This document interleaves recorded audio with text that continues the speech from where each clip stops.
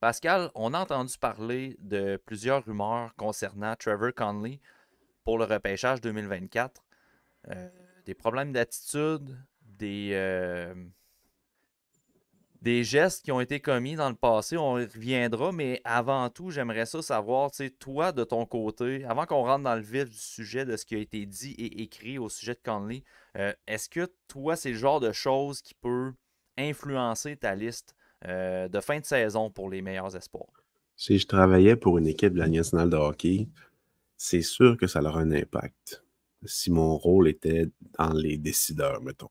Si j'avais à décider d'un joueur, la formation de la liste, si on veut, puis qu'on se demande, bon, ben, tu sais, au niveau de la maturité du marché de Montréal, mettons, ou n'importe quel autre marché, est-ce qu'il pourrait fitter avec le noyau de l'équipe, avec la culture de l'équipe? Ça aura un impact. Mais, je pense que ma caméra a de la misère un peu. Mais, pour nous, dans le fond, pour moi, qui évalue juste le talent, qui ne peut pas faire un historique de chaque joueur, qui ne peut pas faire des entrevues avec les entraîneurs, avec l'entourage, tout, mais c'est sûr que ça n'a pas vraiment d'impact. Ça n'a pas d'impact si ta liste, c'est juste d'évaluer le talent. Ce qui est le cas pour moi, ce qui était le cas pour Michkov l'année passée, malgré toutes les rumeurs, puis le narratif qu'il y a eu quasiment toute la saison par rapport à son attitude, puis le fait qu'il y a Kiki, un coéquipier. Si je ne peux pas faire ma propre enquête, c'est sûr que ça n'aura pas d'impact dans mon évaluation. C'est alarmant un peu ce qu'on voit, c'est sûr. Mais c'est tout ce qui est dans le passé. Il n'y a rien de ce qui se passe en ce moment dans son équipe actuelle. Fait que, rendu là, on peut se dire peut-être qu'il a travaillé sur lui et tout. Mais le texte, il est quand même très éloquent sur il y a déjà eu des problèmes d'attitude. Est-ce que c'est encore le cas? Ça va être aux équipes de déterminer. Ce qui m'a frappé le plus, c'est quand l'auteur du texte mentionnait que les recruteurs dans la Ligue nationale se fient un peu au jeu du téléphone, puis que c'est du bouche à oreille très souvent ce qu'on entend au sujet de l'attitude des joueurs.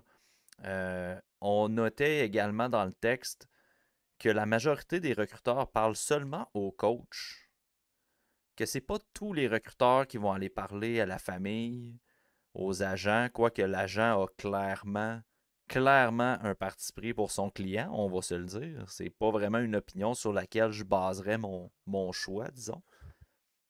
Faut que tu te fasses ta propre enquête. C'est correct là, que le journaliste ait fait ça.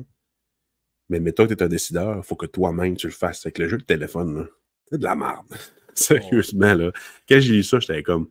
Et que ça explique beaucoup de choses. Mais ça implique des coûts, ça implique pas mal d'affaires. Fait que je peux comprendre qu'ils se ferment les yeux sur certaines affaires ou pas qu'ils vont avec les coins ronds, mais personnellement, si j'ai un choix top 15, puis qu'il y a lui qui se présente, puis qu'il y a des rumeurs, ben il pousse, investigue pas mal plus que juste oh, tu parles à tel gars, puis oh, il était étonnant, mais tu te crois. Non, moi, personnellement, c'est pas assez. Mais 2021, insulte raciste pendant un match.